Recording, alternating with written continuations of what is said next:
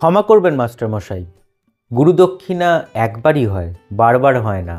Hello guys, welcome to review square. তোমাদের সাথে আমি রৌনক। আজকে চলে এসেছি বিনোদিনী একটি নটির উপাখ্যান তার ট্রেলার রিভিউ করতে, যেটা আজকে কিছুক্ষণ আগে বেরিয়েছে।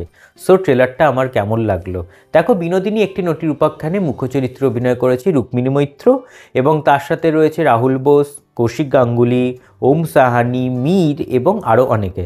সো আমার যদি এক লাইনে রিভিউ চাও, আমি বলবো আমার কিন্তু বেশ ভালো লেগেছে ট্রেলারটা। কারণ এই যে বিনোদিনী দাসী, তিনি কিন্তু তার যে চরিত্রের যে সিনেমা, মানে তার চরিত্র নিয়ে এই সিনেমাটা তৈরি, এবং তিনি তার অভিনয় জীবন শুরু করেছিলেন কিন্তু মাত্র 11 বছর বয়সে, এবং তার অভিনয় জীবন শেষ হয়ে যায় হচ্ছে 23 বছর বয়সে। সো এই 12 বছরের অভিনয় জীবনে তিনি 80টারও বেশি চরিত্রে হচ্ছে অভিনয় করেছেন।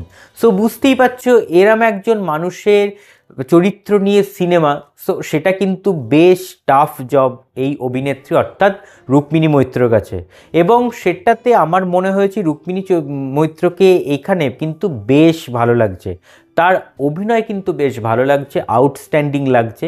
কারণ এখানে যে একদম ছোট বয়স থেকে একদম বৃদ্ধ পর্যন্ত যে টাইম স্প্যানটা আমরা দেখতে পাই, এবং এখানে একটা ব্যাপার রয়েছে, দেখতে পাবে তোমরা, যে যেখানে গিরিশ ঘোষের পায়ে যখন এসে প্রথম প্রণাম করছে রুক্মিণী মৈত্র, সেখানে কিন্তু তখন গিরিশ ঘোষ তাকে বলেছিল যে তোকে বিনোদিনী বলতে পারবো না, বিনি বলে ডাকবো।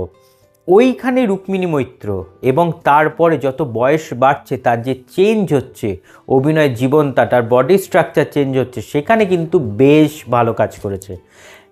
কটা জায়গায় ড্রব্যাকস আছে সেটা বলার মধ্যে দেখো, কিছু ডায়লগস ডেলিভারিতে আমার একটু প্রবলেম লেগেছে রুক্মিণী মৈত্রর, এবং আমার মনে হয়েছে সেখানে এই ডায়ালগস ডেলিভারিটাতে একটু চেঞ্জ হলে ভালো হতো। এটা ওভারঅল সমস্ত এর আগে আমরা রুক্মিণী মৈত্র যা যা সিনেমা দেখেছি সেখানেও ঠিক সেম টাইপের একটা প্রবলেম হতো ডায়ালগসের, সেটা এখানেও হয়েছে।